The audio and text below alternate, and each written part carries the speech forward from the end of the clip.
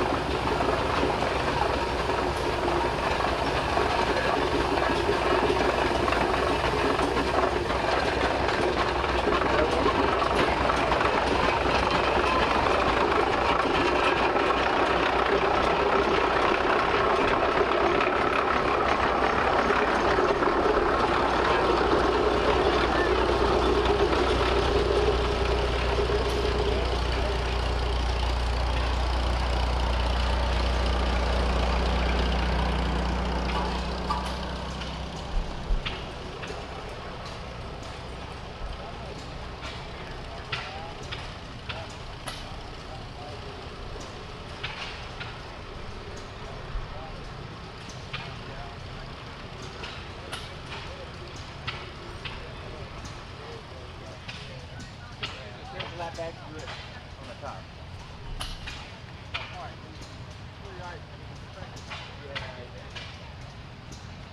One of the things, ladies and gentlemen, that I think we sometimes forget, and it's easy to forget, We're in a beautiful setting like we have here in Thailand. The price that we pay by some of those in our military to preserve the right for us to be here and enjoy this day today. Some paid the ultimate sacrifice. Some came home and are still suffering from it. There are those who may still be captured and caught, being held in enemy hands. These are men and women who have paid a tremendous price. So we can be here today. And for that, we honor our veterans.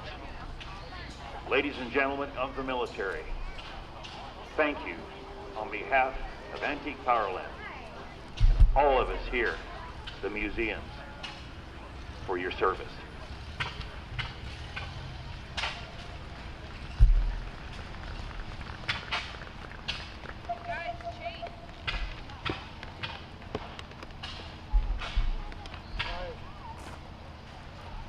Are we ready?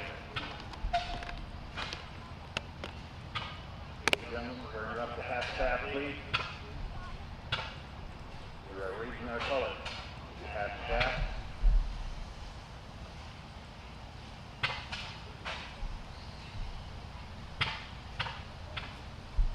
For those of you who have not, please remove your hat.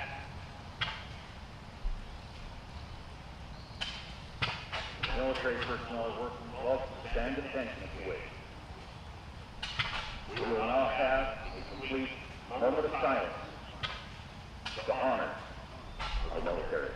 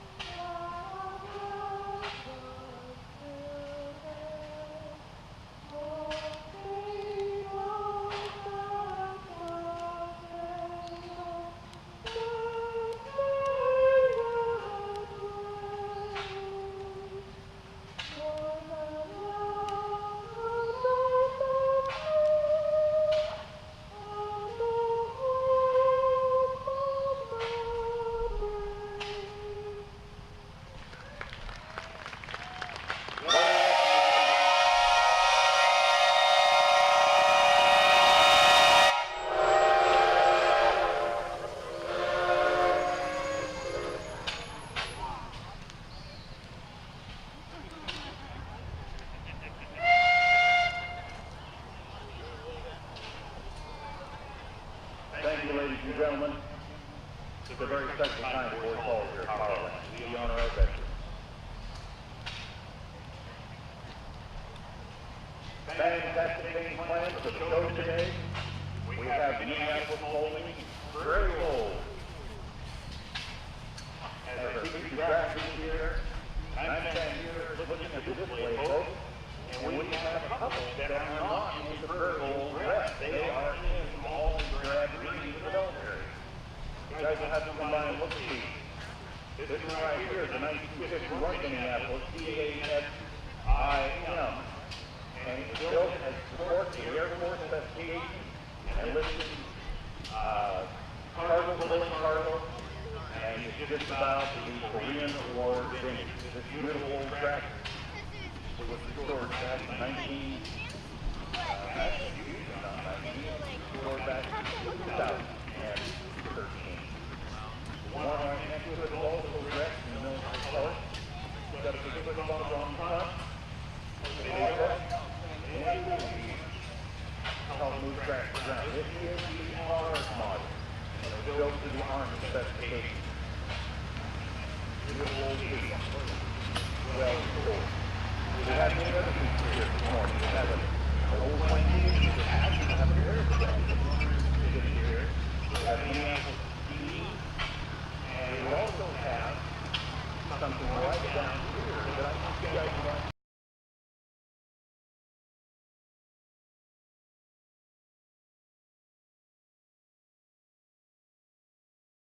All right, here is some brief information about Minneapolis Moline. The Minneapolis Moline Power Implement Company was established in 1929. It was formed by the union of three agricultural companies, which were Moline Plow Company, established in 1852, Minneapolis Thrashing Company, established in 1887, Minneapolis Steel and Machinery Company, established in 1902. The new Minneapolis Moline Co. was thus equipped to survive the economic hardships of the times by being a full-line supplier, with an impressive list of tillage tools, corn shellers, thrashing machines, and reliable tractors for everything from small farms to heavy road construction. After the 1929 merger, Minneapolis Moline was very successful with the Twin City 1728 2132, KT, MT, and 2744. Minneapolis Moline would evolve several Twin City tractors into their own models and continue designing innovative new models for the next 30 years. Minneapolis Moline acquired the Avery Farm Equipment line in 1951, and Minneapolis Moline's modern tractor line was so well executed that many of these machines are still working all sizes of farms all over the world. Minneapolis Moline made the following contributions to the agricultural equipment industry. First, fully equipped factory-installed cabs, UDLX, first manufacturer to offer LP gas as a fuel option. First to use the shift-on-the-go transmission in small tractors. First factory-equipped power front axle tractors. First manufacturer to offer 100 horsepower row crop tractor, G1000. And first articulated four-wheel drive tractors, A4T 1400 and A4T 1600. Yeah, back to the UDLX for a little bit. Those are really nice. They were actually really far ahead of their time. They had, like I said earlier, they had the first factory installed, fully enclosed cab, and they were ahead of their time because they were marketed as a tractor that you could drive all week and then drive to church on Sunday because they were so nice. I think they might have had air conditioning in there, and they even came with, some of them had really nice chrome bumpers in the front. So, and they had big seats so you could have at least, a driver and one passenger. So that was a little bit ahead of its time, and they were really expensive because fully enclosed cab, everything, and so since they were so expensive for their time, there weren't very many of them made. But the few that I've seen restored are really nice, and I'd encourage you to, go on YouTube or Google and look for UDLX, because they're really a treat when you get to see them running and stuff. So with that, we're gonna go back to live action here at the Great Oregon Steam Up. Thank you. This was your Minneapolis Moline review. Thank you. Okay, the rules I heard that were correct. I heard one no 1910, and then another guy talked and said no, it was before 1900. This one might mention one of my picks. If we say pre-1900,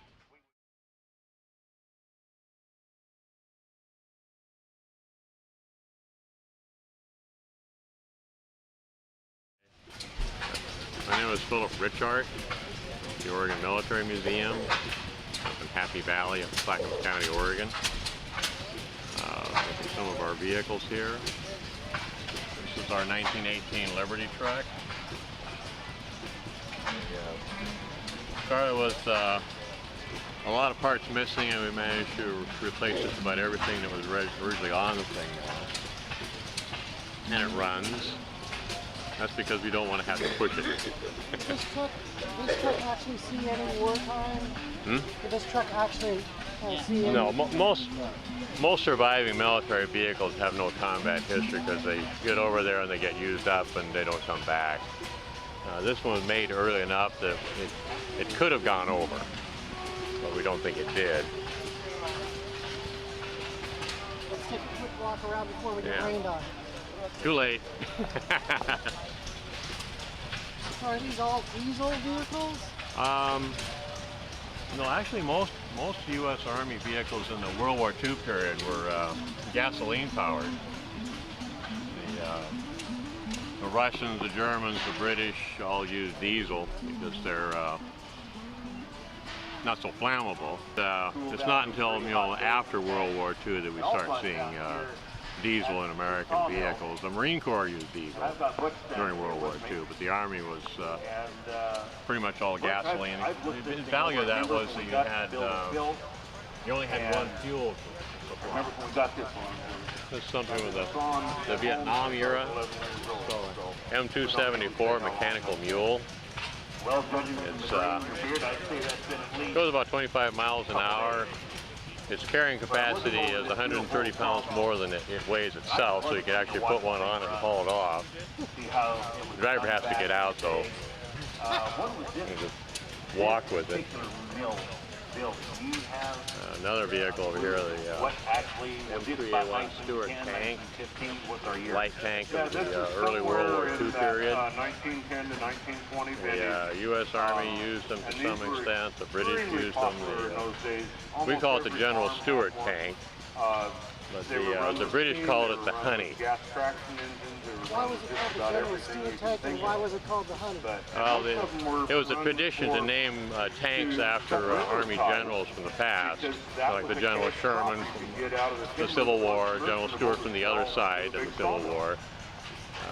The British had a horrible run of luck with unreliable tanks. They got this thing, and they put an experienced driver in this thing, and it says, "Sergeant, throw a track." And he couldn't do it. He ran the thing all over the desert, could not make a track come off. Then he comes cruising back and says, "Sir, it's a Honey," and it's stuck. And we'll do that with each of the 4 engines. I got a call once from the museum curator 31 years ago asking if I knew how to make decals. I said, "No, but what do you want? What do you want to do?" And he wanted to make decal placards for an aircraft instrument panel, so I proceeded to make the decals. And then I made the mistake of asking if there's something else he's doing, and I've been there ever since. This is not your typical minivan operation. Anyway, And this has been a new experience for me because I grew up fond of This vehicle here. the half-track, they're, I've driven one of those. More labor intensive. Yeah, steering is a little stiff on these things. You have to start thinking and start making your turn as soon as possible because the tracks want to keep going straight ahead. a lot of hard work to do this. Does the steering But I've work noticed like a that we tank? have No. the older generation. On the German and the tanks, younger the steering wheel would generation. actually cause a braking action on one of the tracks to help it turn, because the tracks were longer on How do I theirs. say that? Old Ours is just a track unit with a differential unit in it, so it's all just the front tire steering it.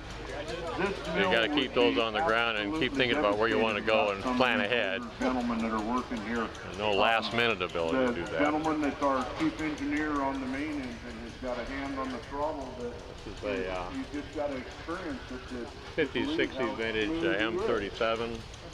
Basically, it's a light truck. Of course, the Jeep over here is also considered to be a truck, quarter ton.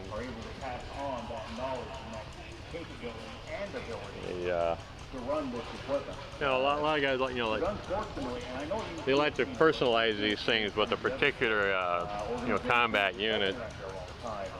The 8 stands for 8th Air Force. 44th Bomb Group was a B-24 group in England. They were called the 8 Balls. You can see part of it like the 506. That's 506 Bomb Squadron.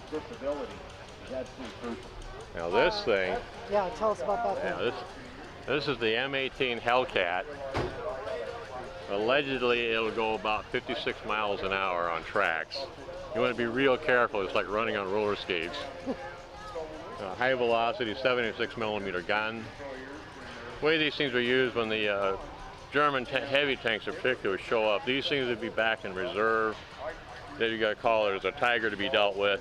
This thing could come, try to sneak up behind them and catch them unawares, because you don't have much armor on these things. It's very thin. You can keep it light so you can run real fast. Take one shot and run for your life.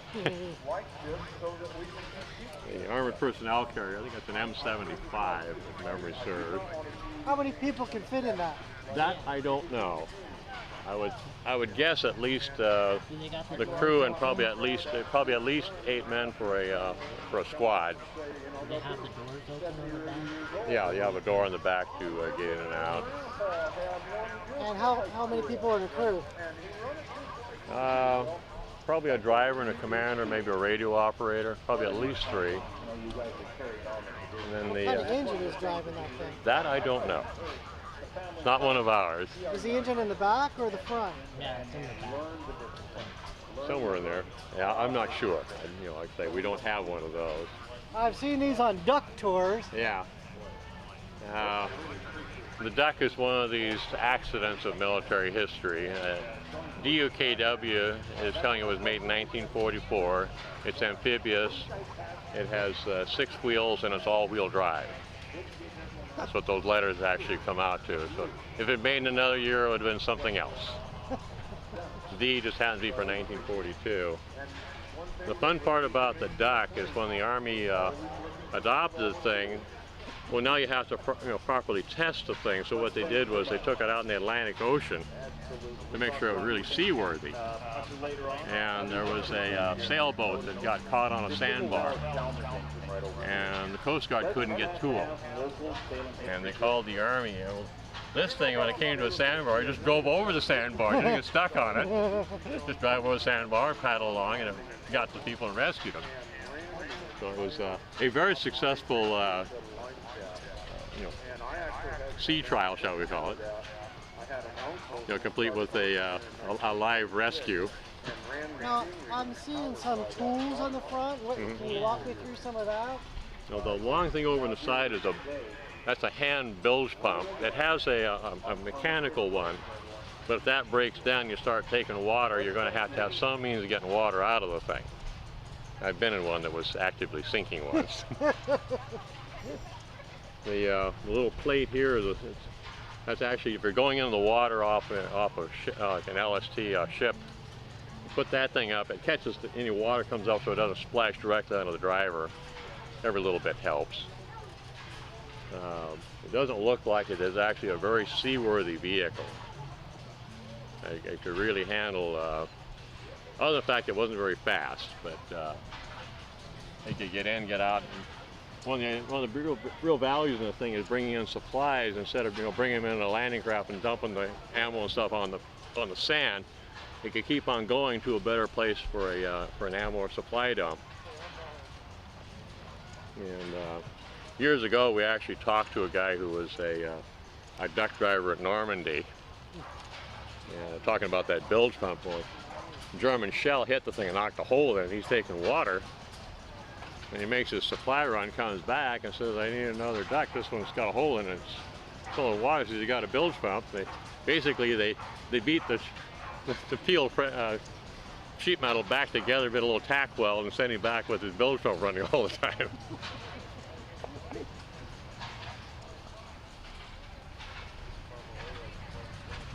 And here we have let's see, this is an M38A1, I believe. And this one also has got military markings for the 366 tactical fighter wing, and then of course Da Nang was where they were based at some point. Has a little device on the front. This is a wire cutter. The original purpose, it goes back to World War II. The Germans were swinging piano wire across the road, and it would either kill you or severely injure you if you hit that wire like here on the neck. Later on, it served another purpose where they had wire-guided missiles. That's a thin wire. It could be draped all over bushes and everything else. So they put the wire cutters on those vehicles in case they ran into their own guidance wires. Yeah.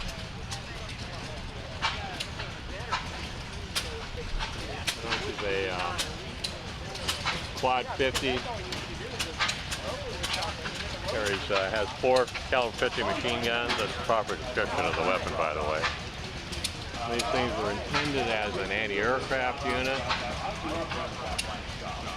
Fairly effective, other than the fact that the airplane you're shooting at would be shooting you at the same time, and if you shot it down, it would probably crash right in your immediate neighborhood. It was also used in a pinch. It was also used against enemy troops.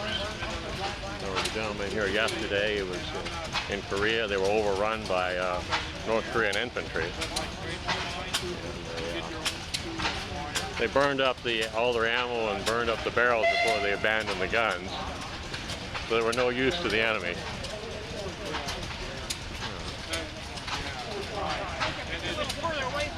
It's an interesting little thing. Very cramped inside of the thing. I've been in there and I thought I was never going to get back out again. The foot room in there is really tight. You've got to have small feet. So when you've been talking about your experiences of being on board the dock, is that were you serving at the time, or was it part of the history? That's just in restoring these things and running around. So the one that was actively sinking, where was it? The lake, or? What, the dock? Yeah. Various rivers, and where I've been on things in the Willamette and the Columbia. We set off one time. We ran into a fog bank. Now this is nervous, you know. Come out of the fog. We're heading for a boat ramp on the Washington side. We come out of the fog. We were pointed directly at the boat ramp. And we're very happy to see it. Anyway, I think My father was Normandy about 14 days after. He said the airplanes were still filling the entire sky 14 days after coming in. That was like how massive that invasion. And he said that the guys were diving on the ducks and grabbing the compasses to get the wood grain alcohol out of there. Oh, yeah. There's pretty desperate time. Yeah, there's a lot of that kind of stuff. You know, they use drinkable alcohol in torpedoes. They call it jungle juice. Yeah. So that probably not a good idea. Yeah, they made an artificial harbor out of the ducks. Yeah. It worked fairly well on the British area. Ours, it didn't work so well. The storm came in. They actually took a bunch of merchant ships and sank them to make a breakwater. That's what my dad was on, merchant. Yeah. They finally got military recognition for them too. Yes. I mean, they were paid more than the Navy sailors, but then you had to get home alive to collect your paycheck. Always remember that, you know. Yeah. Anyway, anything else you want to do? Yeah. But it's really good to see this. And I'd encourage everyone to stop by today while you're here and just get a look at the black truck. Thank you so much for talking with us.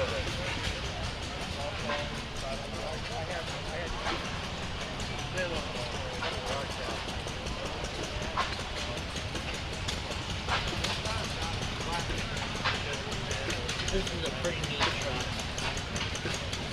This thing is going on a big military convoy.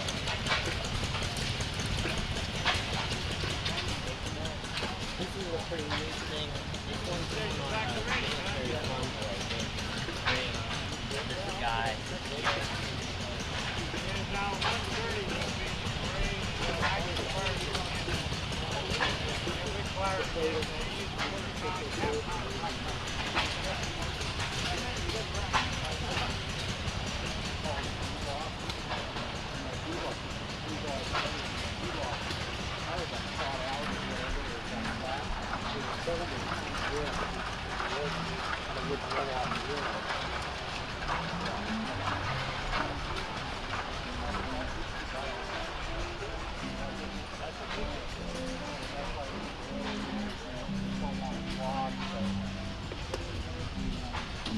You got the radiator shot out or whatever, then you can just keep right on. At least for a while, you can keep on trucking and just keep on trucking. Well, good morning, everyone. It's Southern Night. For the last day of 4 days here. Very, very happy to have been invited over the last 3 years to get this organization. For those of you who are just joining us, coming through the first gate, man, we got a bunch of stuff going on today. We've been doing some interviews.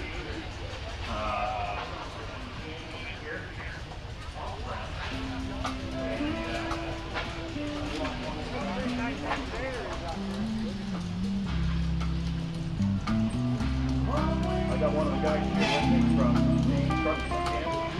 I got to tell you.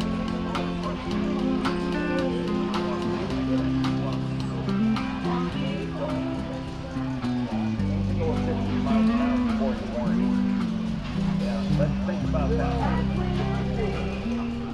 Yeah, I just wanted to go to the back over here and look at the back of this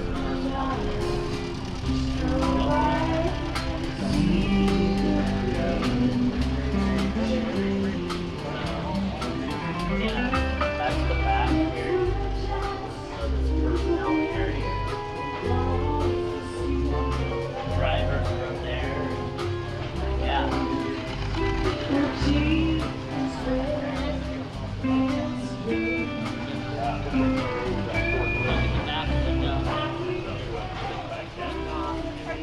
Not much to look at. I don't know how. I guess that's how you get up there. We're gonna go watch 1/8 scale logging over here.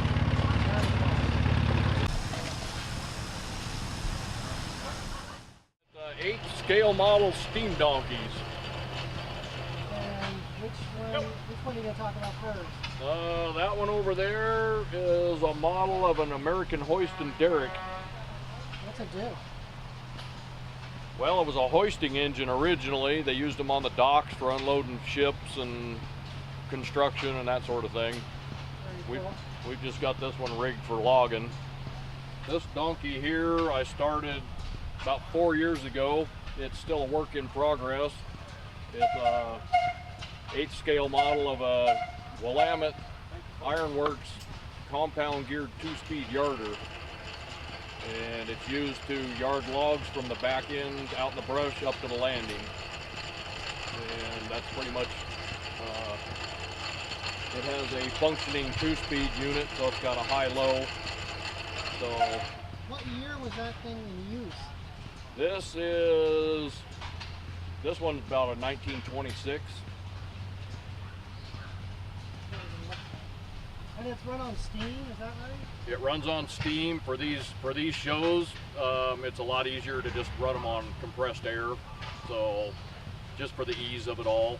So the actual model does run on steam as well? Yeah. They do. Yeah. Yep. They do run on steam. All the boilers are pressure tested and ready to go. It's an ease thing. So it's a fully functioning piece of equipment, just 1/18 scale? It just exactly. Yep. Fully functional. It does exactly what the big ones did, only smaller. This donkey is also a model of a Willamette 2-speed. It was built back in the 70s. 1870s or 1970s. So this thing's been around for what, almost pushing 50 years. The model was what? The model, yeah, this model was built by a guy named Bill McCready back in the 70s, and it's still going. Is Bill still going? I don't know. He passed away of cancer some years ago. I never got to meet him, so unfortunately. But this was the first model he ever built. What are we looking at? Yeah. Well, you're looking at a spar tree, which they used forever, wooden spar tree. I'm not sure exactly when they started running highline. This is a 20-foot tree, which represents 160 feet of full size, which is actually fairly short. In the coast range, it was not uncommon to use a 190, 200-foot spar tree. So this one's a little bit short, but you get one that tall, it's hard to move around, putting it in a trailer or whatever. So this one's would be 160 feet. And the loader boom is, if it was full size, it would be 64 feet long. What goes on the boom when you're functioning? Well, it's got a set of tongs and a sail guy carriage that drops the tongs down, and you put the tongs on a log and you just heel it up. It's got railroad iron underneath the boom for a heel rack. So you heel the log up and just swing it over and load it on the rail cars. And that's pretty much all it does, is just, there are specific machines for specific jobs. Now when you're doing this logging, is it a temporary track that goes down? Is it... Yeah, for here, this is just temporary jump track. Back in the steam era, they built spurs to get the locomotives up into the woods, and they'd load the logs up, and when they get someplace logged out, then they'd build another spur, and I suppose sometimes they probably pulled the track up and moved it somewhere else.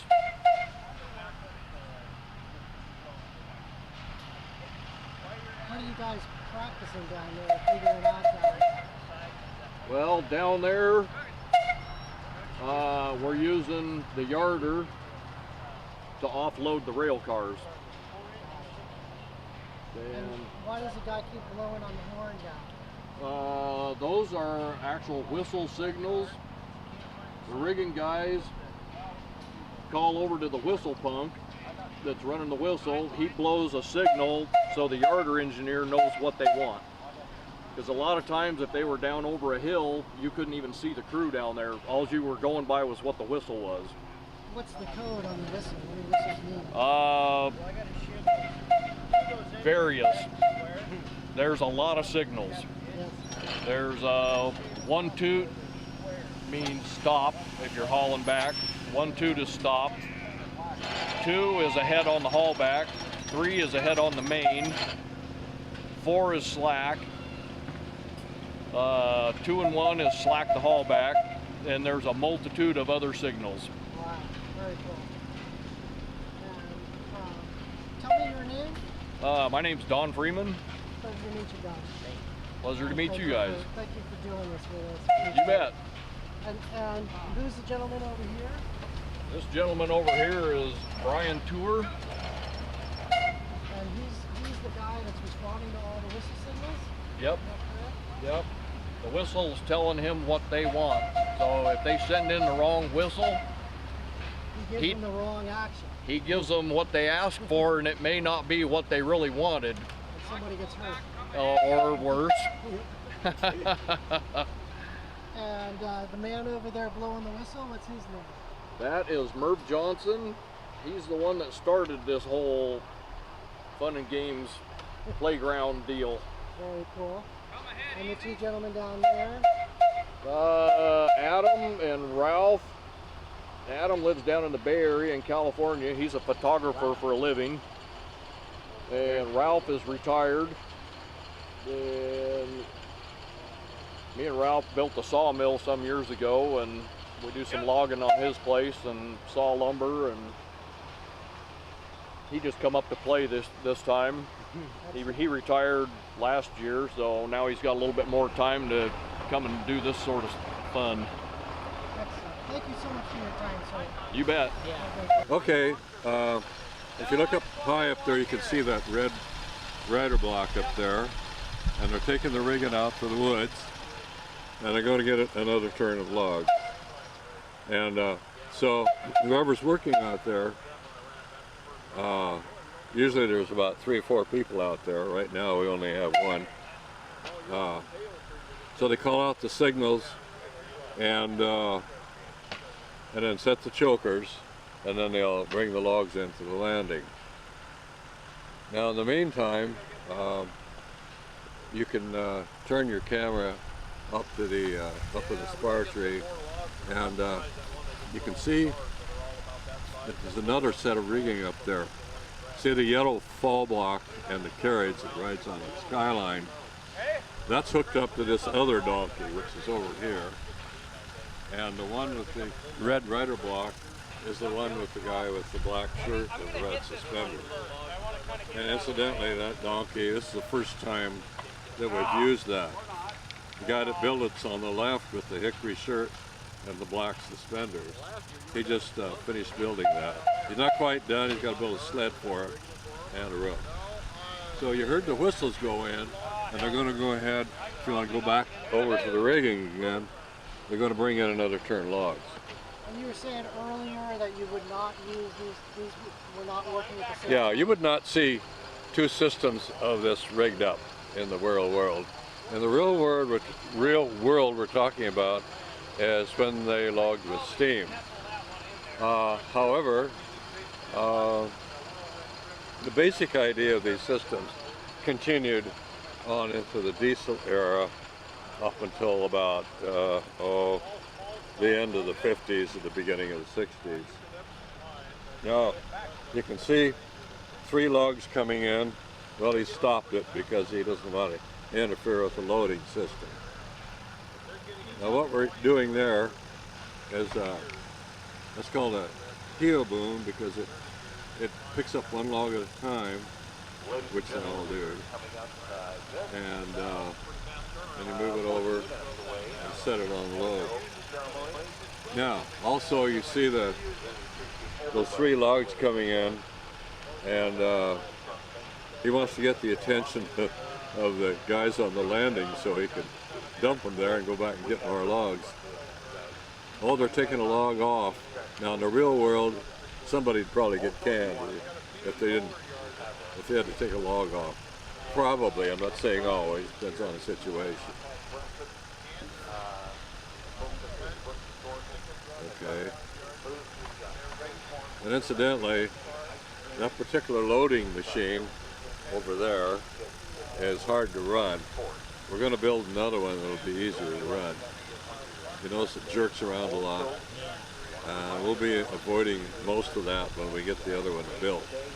And that'll be a few years down the road.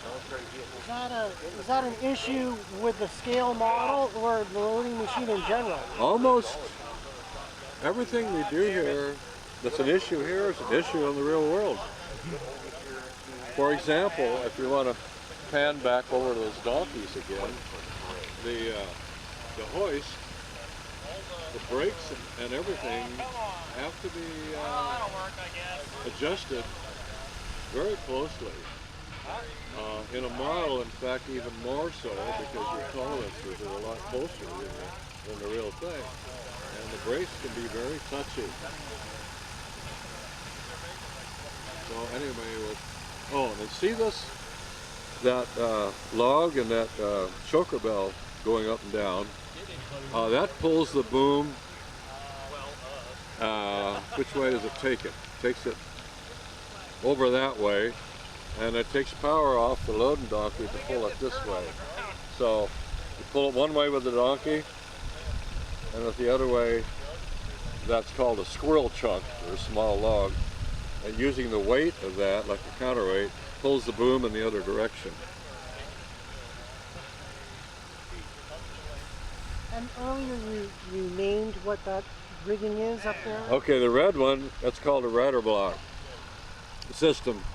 And if you can, I don't know if you can trace the lines from here, it's kind of hard to do, but the rudder block is hanging on the haulback, and the haulback line is the one that takes the rigging back out to the woods.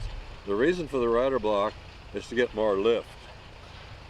When you're logging out there in the woods, you try to get as much lift as you can to try and avoid dragging the logs on the ground. What is the benefit of avoiding dragging the logs on the ground? Well, dragging the logs on the ground is more friction, harder on the equipment, and slower. Get it in the air and things move a lot faster. Thank you very much. Oh.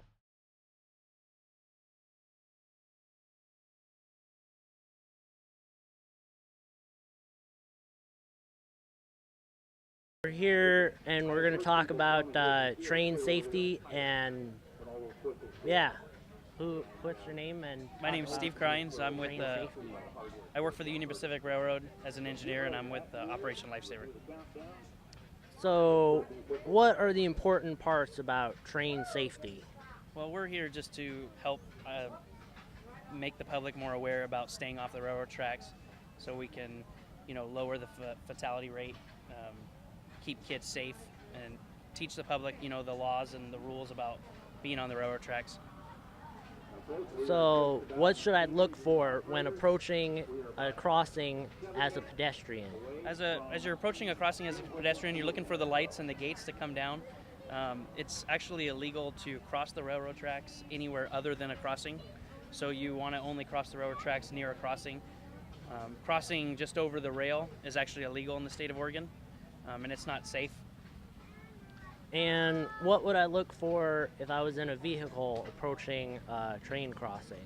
As you're approaching a crossing within a vehicle, you're looking for the warning signs as you're approaching, the yellow crossbucks on the yellow circle, and you're looking for the signage in the road. You're also looking for the gates and the flashy lights to come down. Anytime the lights are flashing, and even if the gates haven't come fully down, it's still illegal to go across the crossing. So, to summarize, do you think it would be fair to say that the basic rules are like look, listen, and live? So, we're here with talking about railroad safety again, and could you tell us how people can get in touch with you and find out more about what you do and Operation Lifesaver? Yeah, so Operation Lifesaver, we work at public events like this, but we also go into schools and do presentations to elementary kids, junior highs, high schools. We also do presentations at truck driving schools, student drivers, bus drivers. But if anybody ever wants for us to come in and do a presentation in their school, they just go to oli.org, and that's oli.org, and you can look up the state of Oregon, and each state has a coordinator.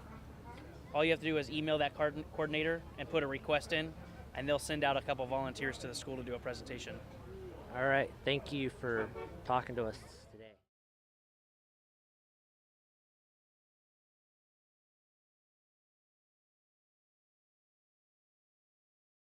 We've worked our way over here to Willow Creek Railroad, the 1/8 scale railroad that I have over here, and we're going to talk with Mark Edelblue, president of Willow Creek. It's a group of people that were interested in live steam, started in 1974, actually 75. We're actually doing our 40th anniversary this weekend, so we've been here for 40 years. And how long have you been with Willow Creek Railroad? I started in about 1996 or so is when I first came out here, and been real active ever since. This particular layout that we have is a fairly new one for us. It's about 15 years old. The original layout just before that was about 1,500 feet. This one here is just a little over a mile of main line. and we're on just about 2 acres. So we've got a lot of track scrunched into a really tiny spot. Is there anything you're working on new that's building out here? We sure are. Currently we're working on a new roundhouse. The old roundhouse here that we have behind us is pretty much on its last leg. We've got a bunch of dry rot and stuff going on in it, and we're got a new slab out here that we just poured last fall, and that's our next big project, is redoing the roundhouse so that we've got room for all of our members to store their engines and equipment. About how many members do you have in the club here? Currently we have about 65 members. Of those, about 20 of them are really active and come out almost every weekend during the summer and work on the track and locomotives and cars and do all of our projects. So what kind of track is that? Can you tell us about that? Yeah. And the trains and all of that? Sure. The track that we run on is actually bar stock. They call it groovy track. And what it is, at the ties, we actually cut little grooves in them, and then these bar stock fits down into those grooves. And we've been running on that basically since the place began. The ties are 16 inches long, and they're 7.5 inches in between.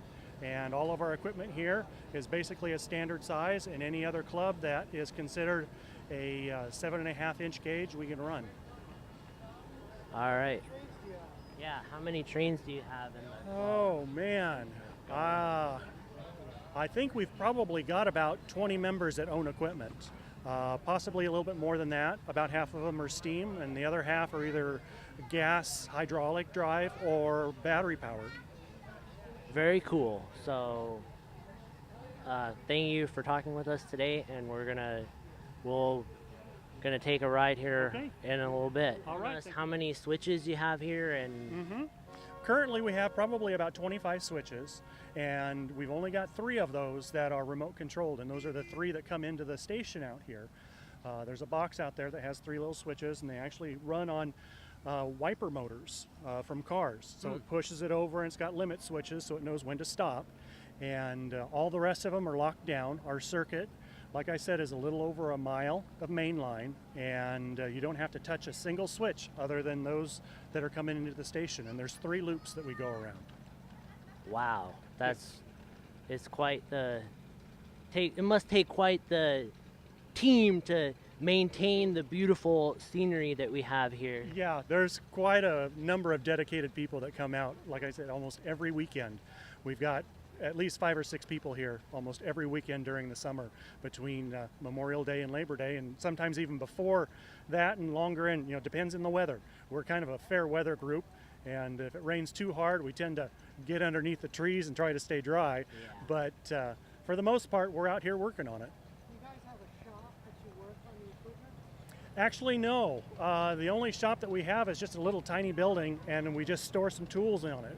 Everything else is pretty much done in members' garages and shops that they have at home. So anything that we need fixed, or anything on like the club equipment, for instance, we do own 2 electric engines, and they're battery powered, and about 12 cars that we pull behind those. And those are all maintained either here on the property or at one of the other members' homes that are able to do that kind of work. On the side over here, this is our new roundhouse foundation. We just poured that this last fall. We're going to have approximately 15 stalls in it, and as you can see, it's bumped out here towards the back, and we're going to have double stalls on those longer ones. Some of these locomotives can be in excess of 10, 12, some of them are even 15 feet long, so you get quite some length on those, and so we're needing some extra length for storage. And this is our original roundhouse.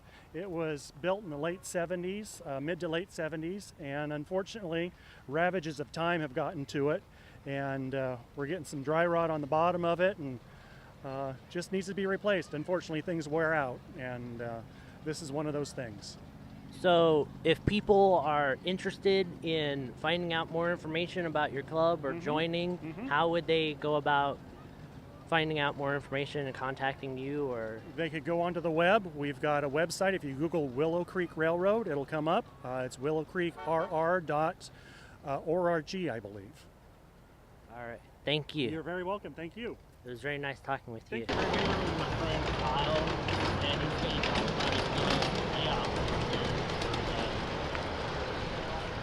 Is this Thomas the Tank Engine stuff? Yes it is. This is a Trackmaster 2 and original Trackmaster setup I built for kids to look at for Steam Up 2015. And so far, it's been really going really well. Yeah, right now I'm running Playrail Gator from Japan. And I have a big tub of a bunch of other engines that kids could look at, which will be also coming next year as well. Maybe even bigger, but yeah. Yeah. This is Trackmaster Thomas and Friend Trackmaster scale. I'm not sure what scale it is, which scale it is, but it works. I mean, people have been able to make real nice layouts. I thought about, I guess you would say a guardian railway for this. So, yep. How did you get involved with the Willow Creek Railroad? Well, no, I've actually been coming here since I was a little kid, and every single time I'd ask my mom to be a member, and one day I was finally able to be a member, and yeah. Nice. And I've been here for about 4 years now, and nice. We like to see the young kids out here because that's you're the next generation. You gotta pass down the history and start them young. Well, thanks for talking with us, Kyle, about Thomas Jenkins and stuff, and have a good rest of the show. thank you very much.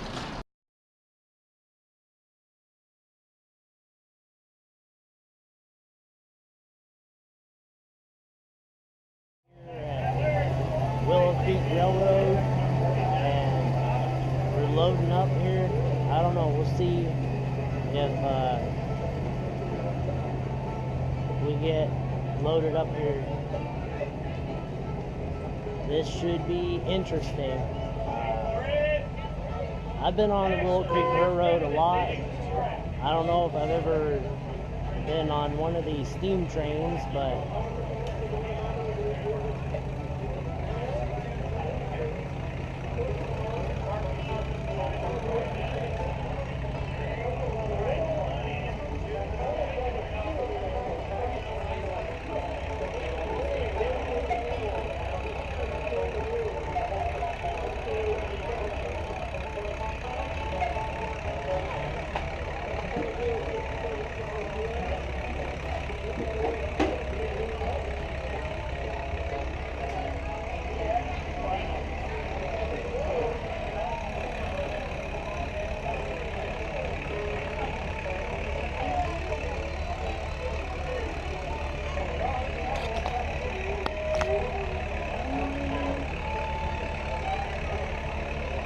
and the use of their equipment to run the trains receive.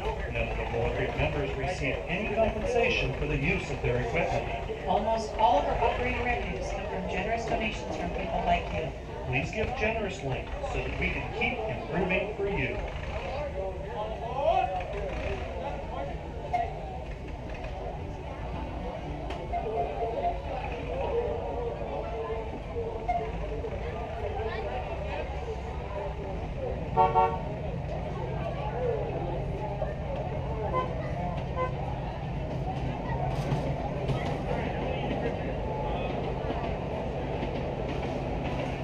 we gotta fuel up this steam train here.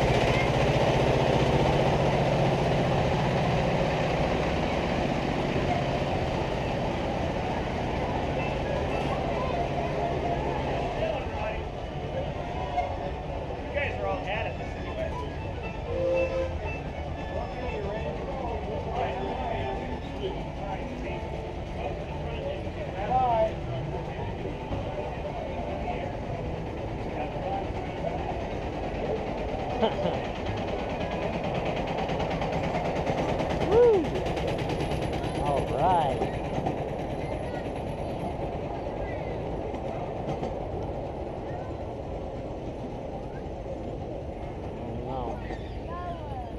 Not sure how much we're gonna see here, but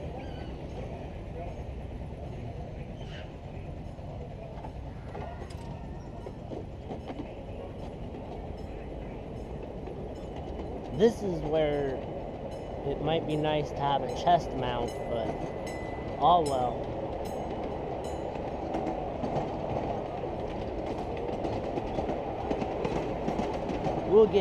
When we get the trains to come on at us, we'll get real good.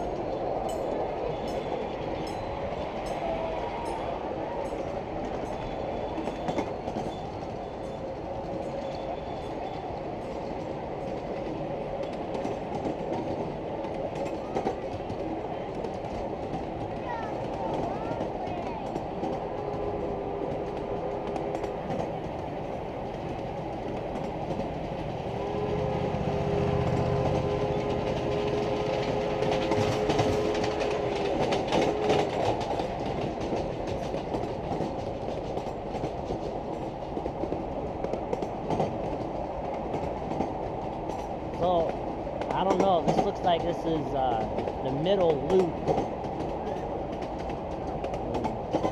Maybe we'll go around 3-4 times, I don't know.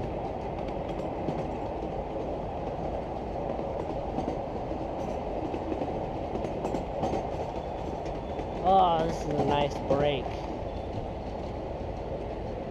There's our friends over at the logging.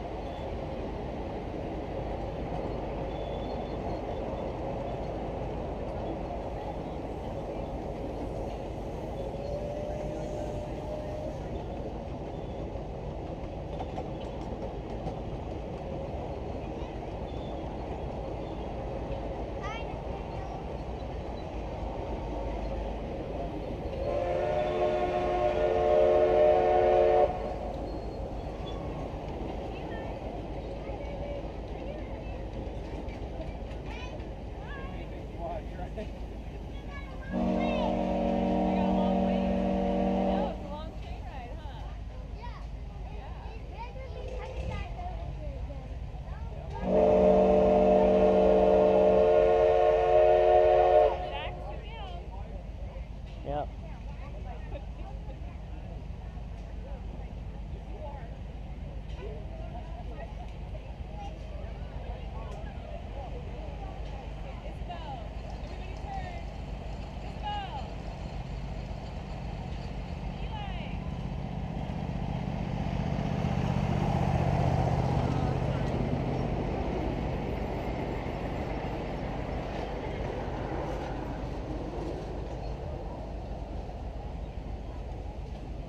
Drivers continue to work going up to the front, if you will, please. This will be a part of the traditional practice here. We do have to have an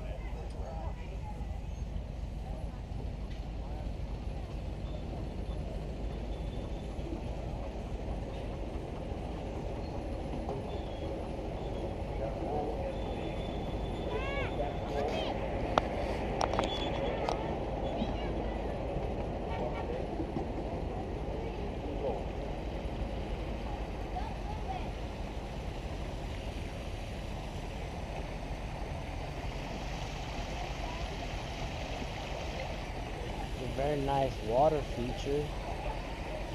They got a nice rototiller over there.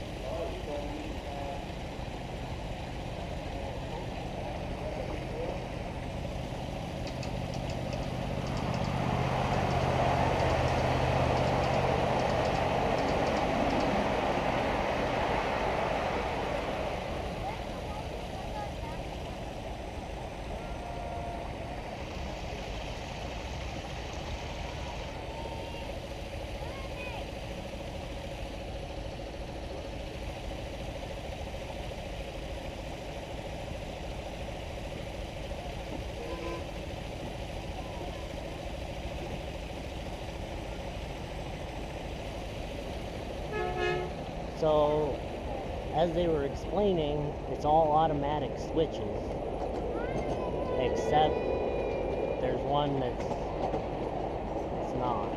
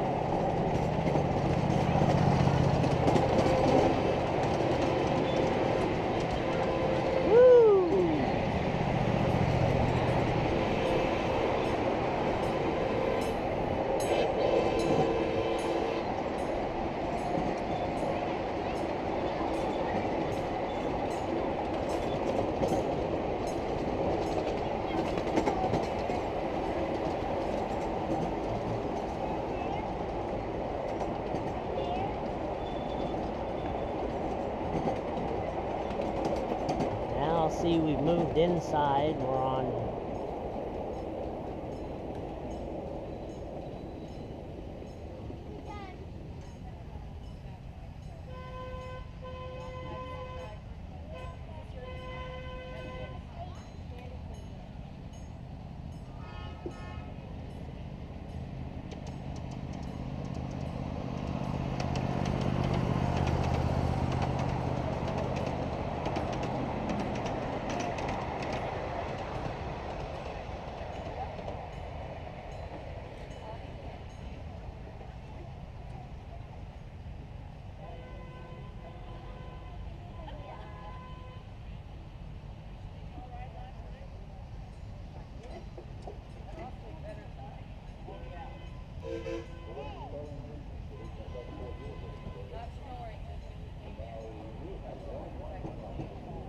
Alright, here we go.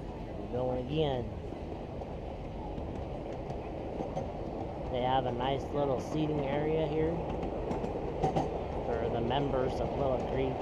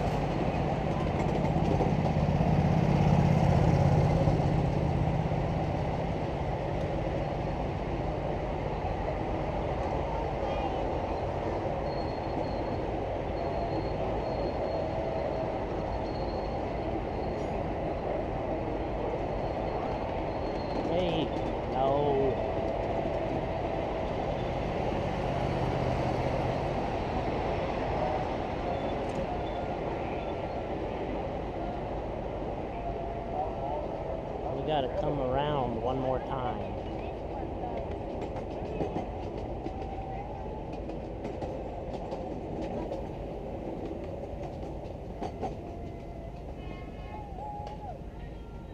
Because they want to come around that way.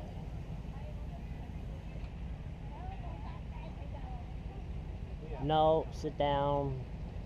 Come on.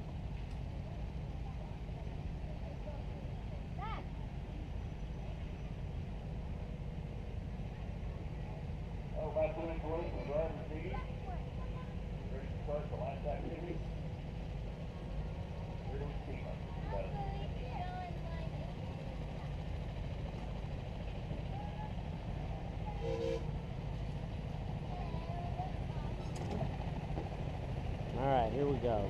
We're going to go around one more time.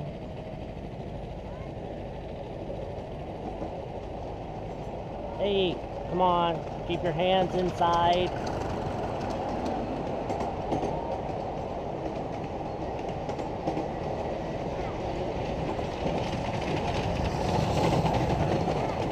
Please.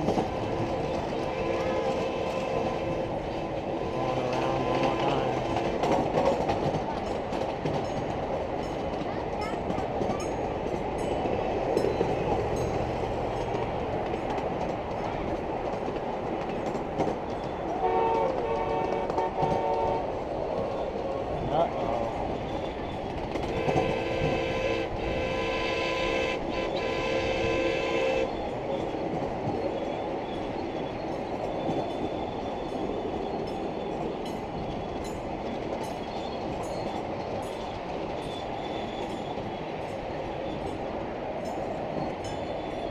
Oh, they got a little western town here.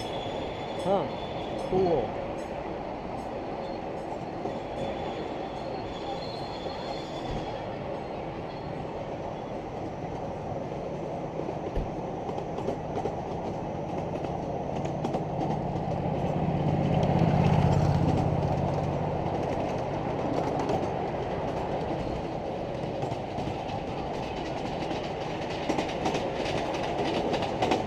Yep, we're back out here on the circle now, big circle, and we're gonna pull into the station.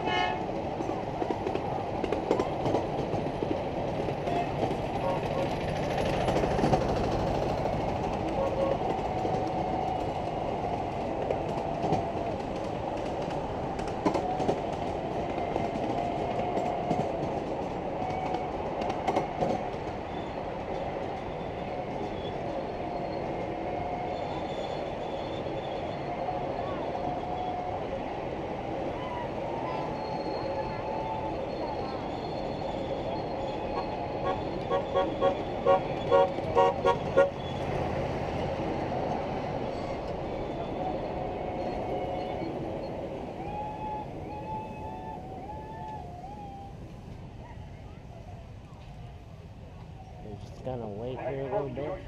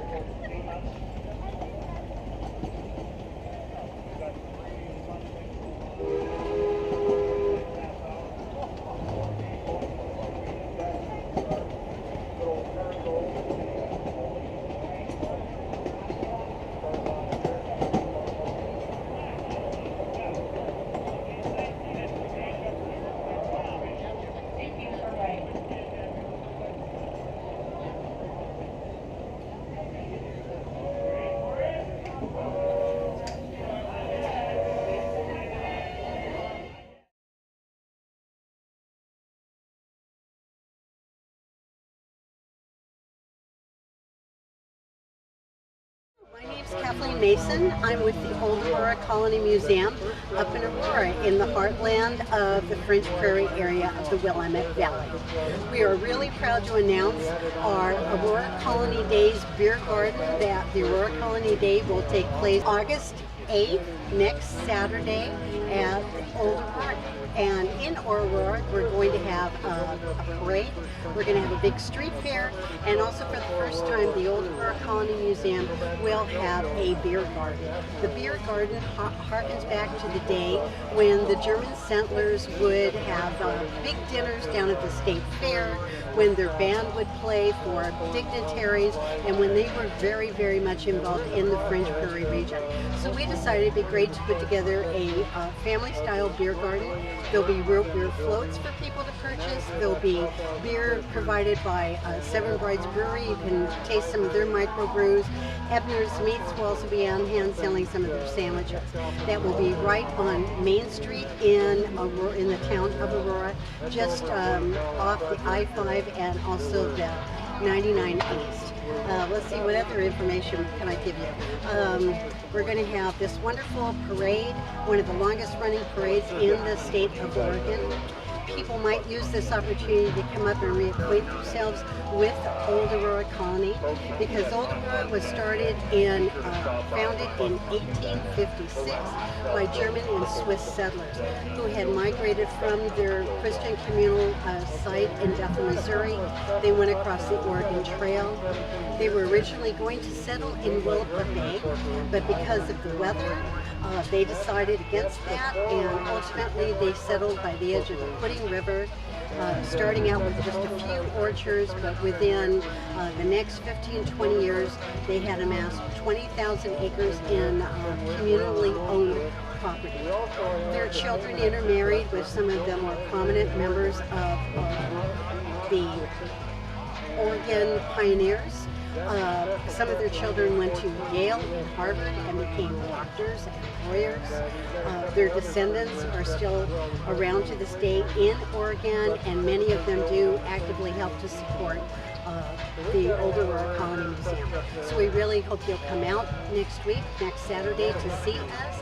Our beer garden on Friday night actually runs from 5 p.m. to 11 p.m.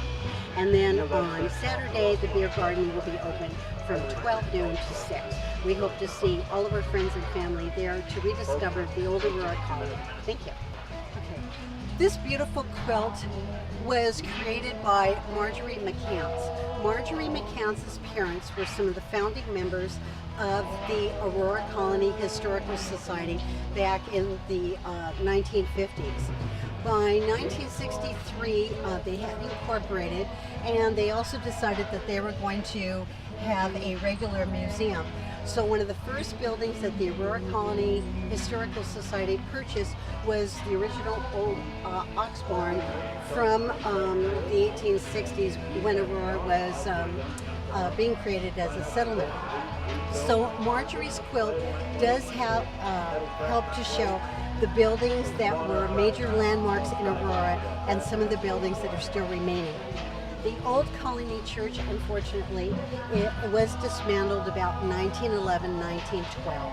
However, the pews can be viewed in the Presbyterian Church right across the street from the Old Aurora Colony Museum on Liberty. Another building that is no longer in existence is the Aurora Colony Hotel. The Aurora Colony Hotel was a 3-story building that was built in the early 1870s, anticipating the arrival of the train that did run through Aurora. They would serve great German dinners, and they were known far and wide. There was one judge that made sure that when he did his circuit around the Willamette Valley that he always stopped to have a meal at the Pioneer Hotel. From time to time, the Aurora Band, which was the unofficial band of Aurora of Oregon for about 50 years, would actually perform on the top portico of the hotel. Another building that's still in existence is this one is called the Frank Pyle Building, but it's also called the Geesey Store. That is where our beer garden is going to be held next Saturday in the courtyard and back of the Geesey Store. The Geesey Store is a beautiful 2-story building. We've just completed a $74,000 renovation of the first and second portico of the building. Another beautiful building that is adjacent to the Ox Barn is the Krause House down here. The Krause House was also built in the early 1870s, and at one time was the home of Emma Wagner Giese, who was one of the original scouts that traveled from Bethel, Missouri into Willapa Bay to try to find a settlement for the Bethel colonists.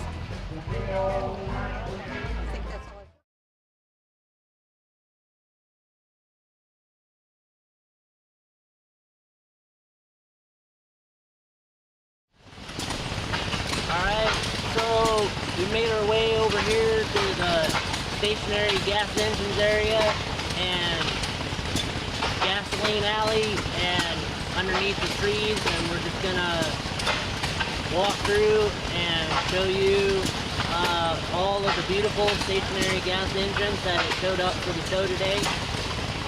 Maybe we'll talk to some people about their gas engines.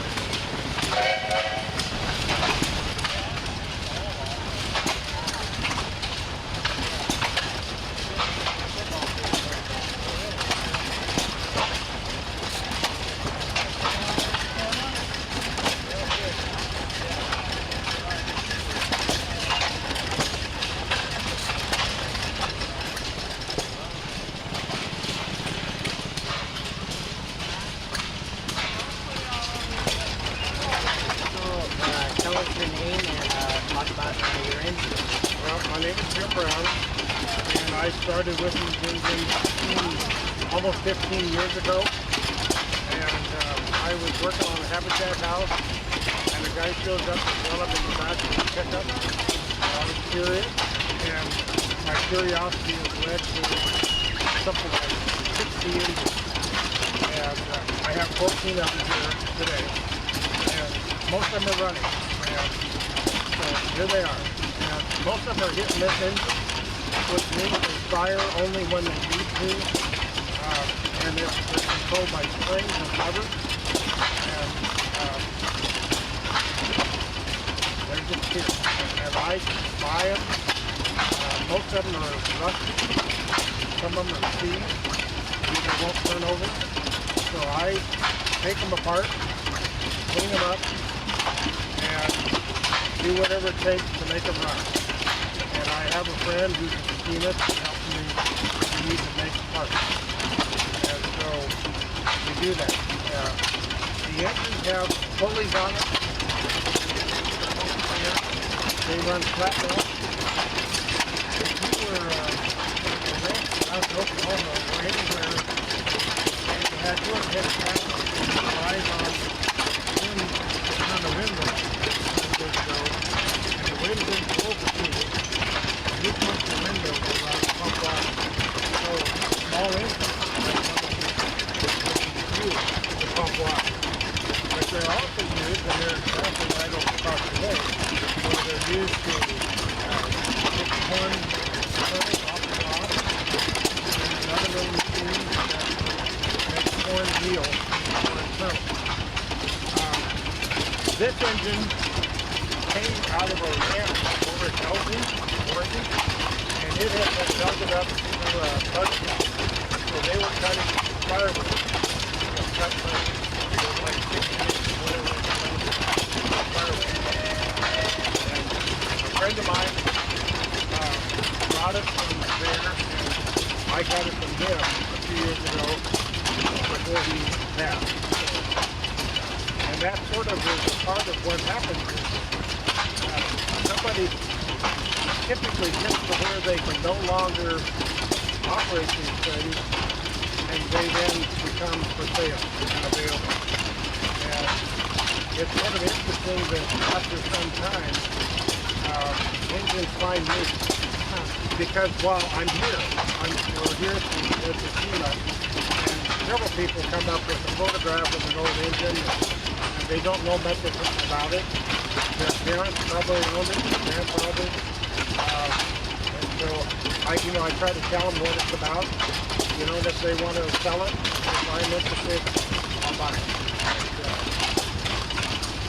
Like I said, I bought, I think the last engine was around number 60. And I've also gotten rid of about 20 to 30 of them because my hobby has become more defined with these engines here as opposed to when I started. How long have you been collecting engines and working on them and serving them? I think around 15 to 18 years. I was retired before I started doing this, and my father was a millwright, and I had sort of tinkered with cars, but not very much. But these are just sort of factories. They're simple, but they're not simple. They're clever little machines, and what I've learned over the time is that each one sort of has its own characteristics about how it likes to get started. And so, that gets in my memory bank. And I'm passing that on to my son here. And I have a couple of grandsons will be here later today. And, they're learning and they're starting up engines now themselves. So, yeah, 17, 18 years, something like that.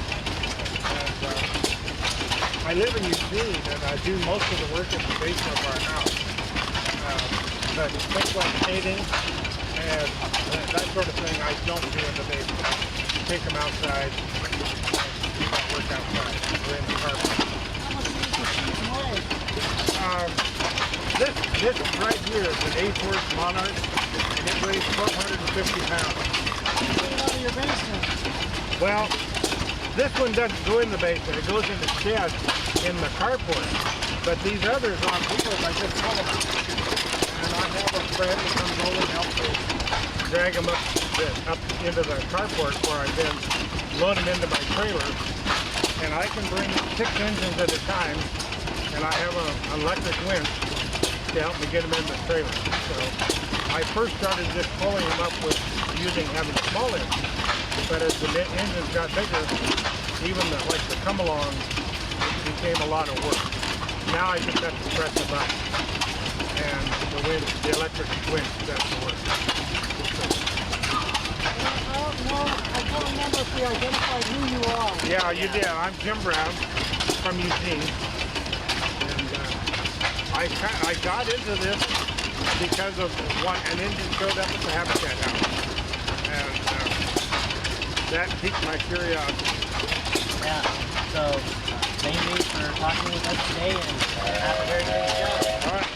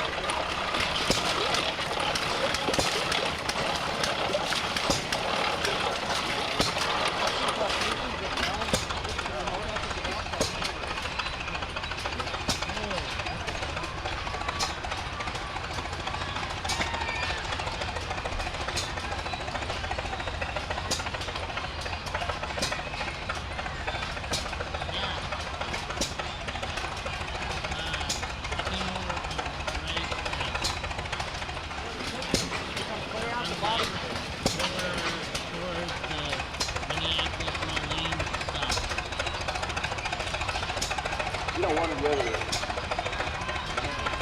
partnerships we have here is Rose Store. I gotta tell you, that place is so much fun to go to.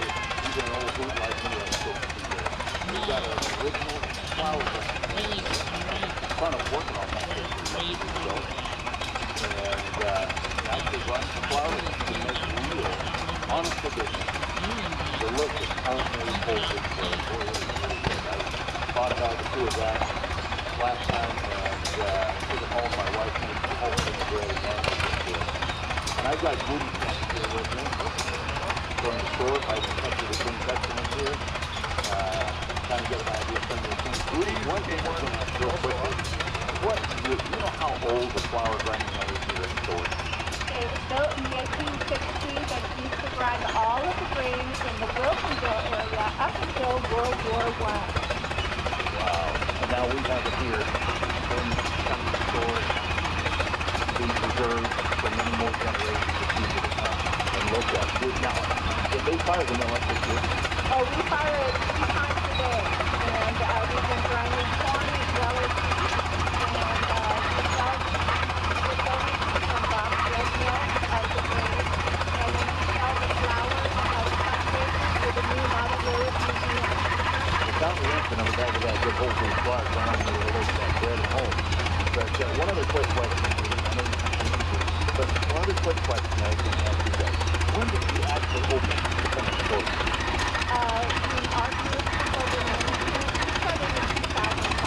And I wanted to mention that our whole flour, they use it at the Kiwanis to make their bracelets. Everybody believes that they're Russian pancakes, but they're whole flour, but they are delicious. You don't have to convince me twice for that one. I have to stop. So please thank you for taking that.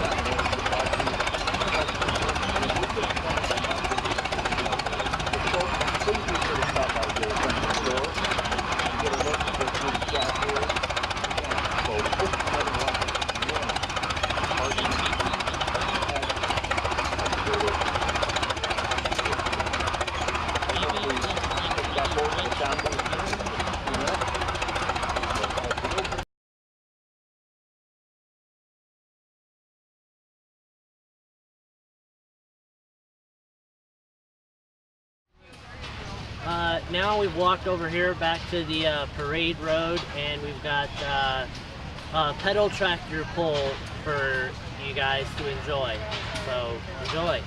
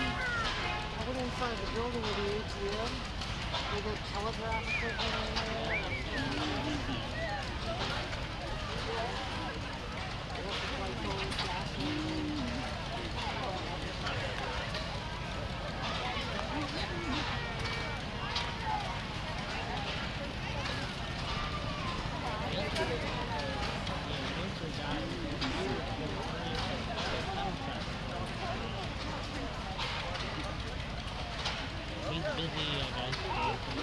Hey, Grandpa! I went over to the bathroom and was interviewing somebody from World War II.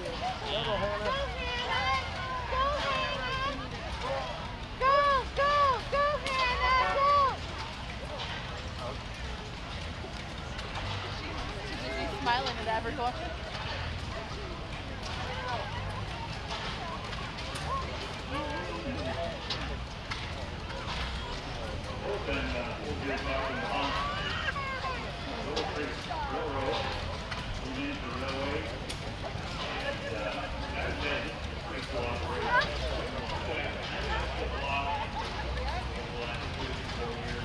She was saying me.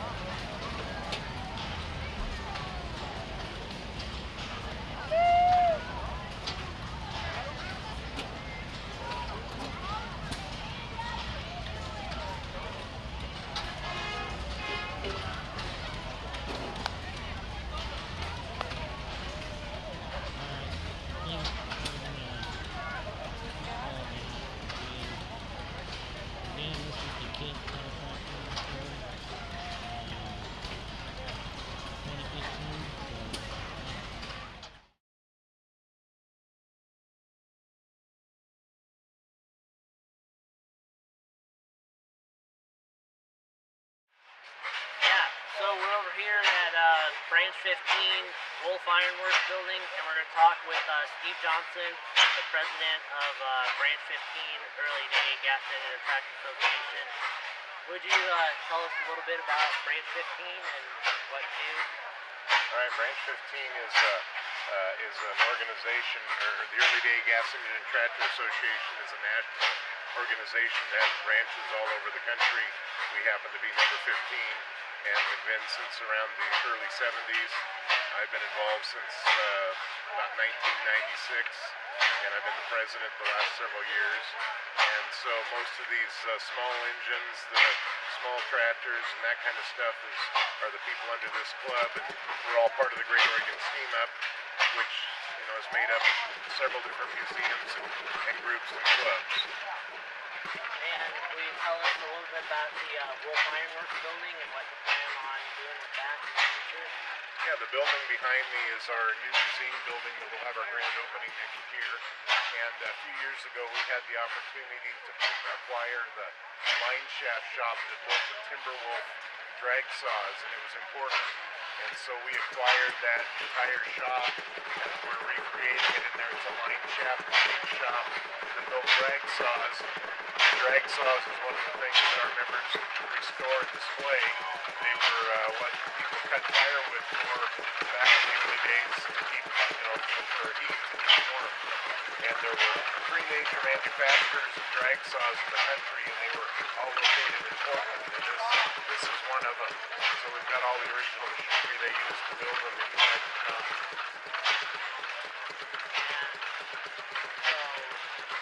How far along is that? We are pretty well done with the building. We're not quite there to have our occupancy from the county, so we will have that before too long, so that next year for the 2016 Steam Up we will have a grand opening and be open for people to go in and see everything moving and working. And doesn't all the lumber for most of the buildings around here come from the steam sawmill here on the ground? Yeah, a lot of our lumber, the rough cut lumber did.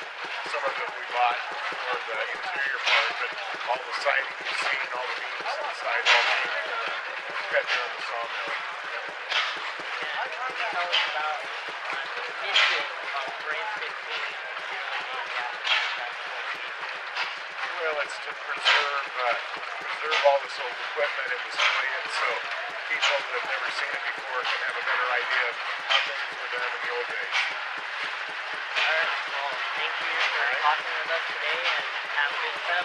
Thanks, Keri. Yeah, if you would like more information about joining Branch 15, you can just go to do a search for Early Day Gas Engine and Tractor Association, and then we'll give you a list of all the different branches, and you can click on it and put the information in there.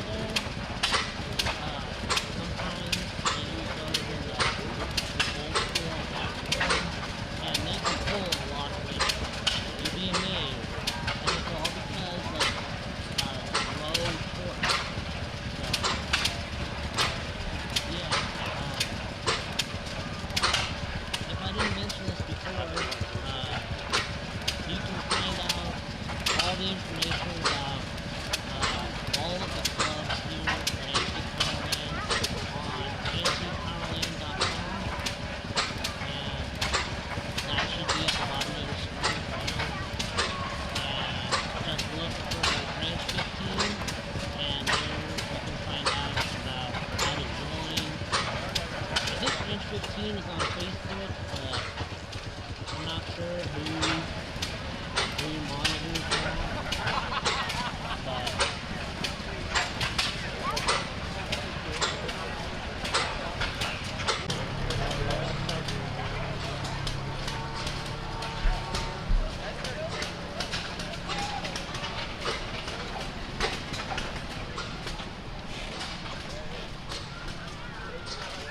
we're probably gonna see these in the lawnmower pull a little bit later. I really like this one. But there's the rig for the lawnmower pull. OregonTractorPullers.com. So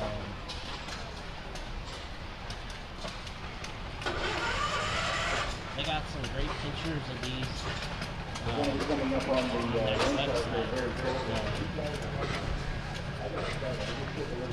their website. Yeah.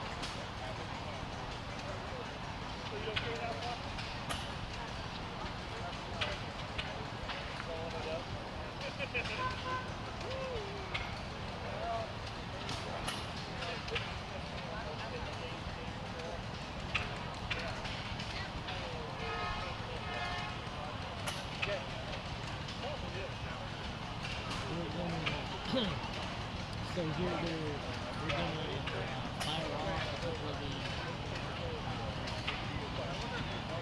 tanks, and so there'll be some loud bangs. So I don't know, you might want to turn down the volume on the TV.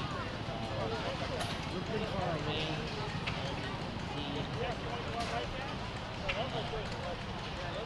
We're probably, it shouldn't be too loud. I was out there yesterday and it's not too loud.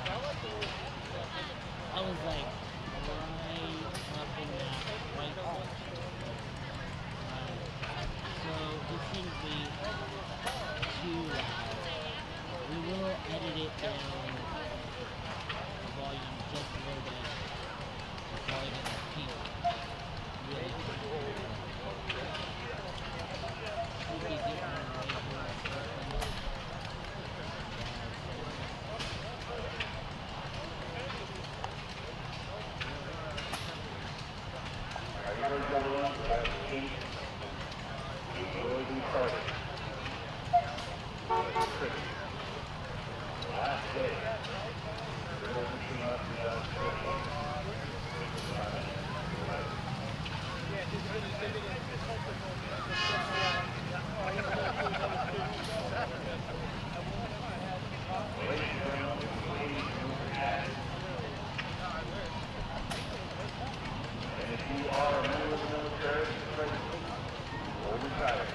Those people up there on top of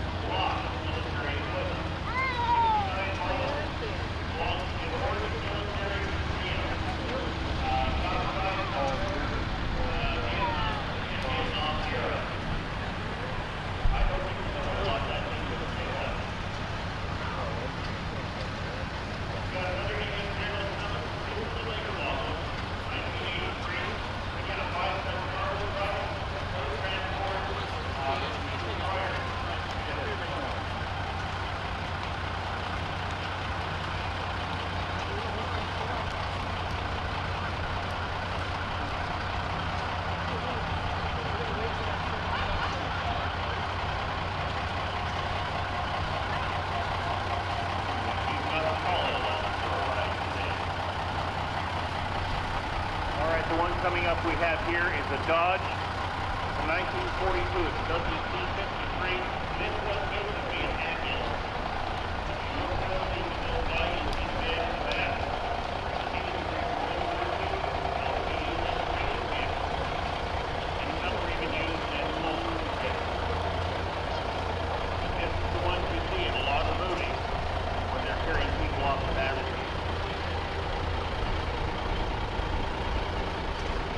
Very well-preserved piece of our military history. Okay, so the only great passion. We have another young vehicle. This is again an M35A2, 1971 model. Keri in short comment. This is a 6x6. Again, Vietnam era.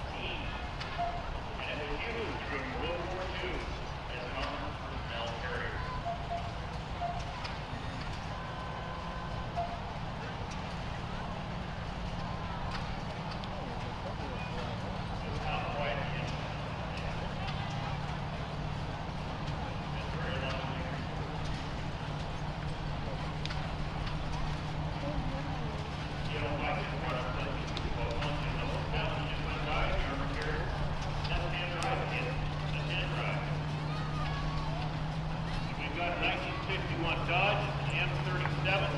This has not been restored. About the Korean War vintage. It's a cargo truck. And it's powered by the good old dependable flathead 6-cylinder engine, 4-speed transmission. It's pretty bulletproof. See? Now one of the things that's interesting to notice is that handrail all was done. They were the flathead 6. And here we go, he's off the car. Grab a keyboard. He's got a driving thing here. Alright, we are looking. This is also a little utility truck. We have a number on that thing. It got away from us. But this is like the one that came in just a little bit ago. You can see some of the things that it was used for. Everything from carrying jerry cans on up to carrying food. This little guy here, you know Minneapolis Poly is our good practice. Well, Minneapolis Poly is not something else. That's very good. Thanks, Mike. This was doing military duty. This was built in 1951. It's an RIM series. And this is military on this leg. Up to 15 and slow. Now, this is also military work. Around the bottom of the dock. Some of these big ones have used from airplanes. Really nice. Again, back when I was everybody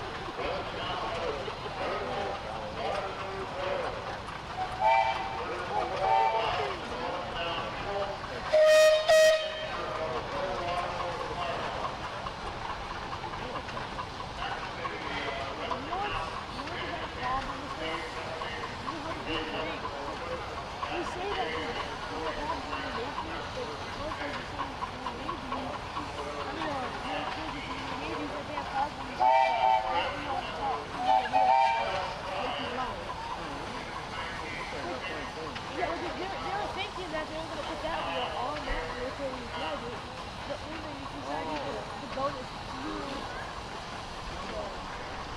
They see how real spinning right there, and so it got it really thing and making that one, the one on that wheel.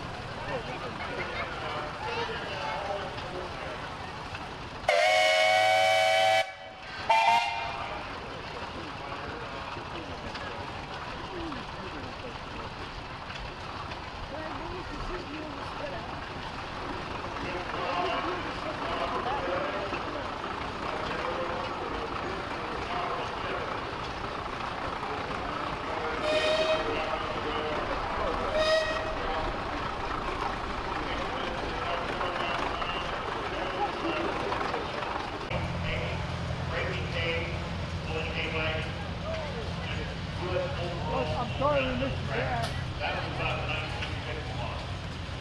Yeah, you're getting here on time. With the single on two-way cutoff. Nicely done. And it lived